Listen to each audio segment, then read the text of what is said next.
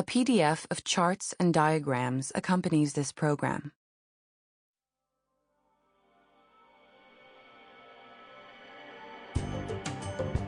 Simon & Schuster Audio presents Microtrends Squared, the new small forces driving the big disruptions today.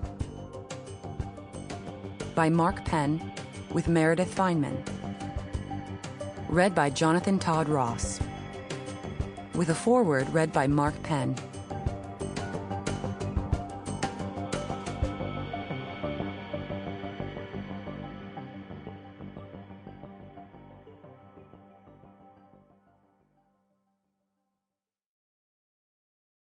Forward. We live in strange times in which numbers and facts seem to hold no weight compared to hunch, belief, and opinion. The motivating idea for the original Microtrends in 2007 was that just below the surface, right in front of our eyes, there were small changes making a big difference. There was also a method for finding microtrends, identifying unusual new developments, checking the numbers, documenting the shifts in their sources, and then projecting possible implications. Some microtrends would turn out to be boons for business owners. One manufacturer even redid his clothing line to sell to the sun haters, parents who had become fanatical about shielding their kids from the sun. Jim Cramer featured the book for a week on his TV show, explaining the implications for investors. The Tory party in the UK established a tax credit for people who were partners but living apart, crediting Microtrends as the source.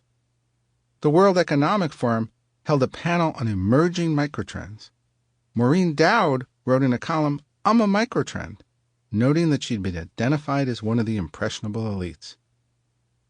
10 years later, the world has entered a new phase of change, and I've written Microtrends Squared to make sense of the number of new forces that are emerging and converging now to upend our society in ways that seem inexplicable on the surface.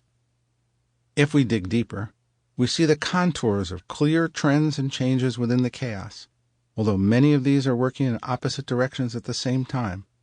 As millennials mature, the older generation has reasserted its power.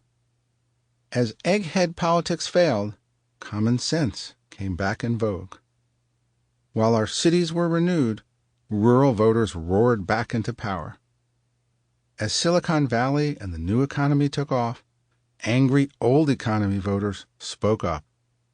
While technology was providing us with more choices, we've been making fewer choices, burrowing into our...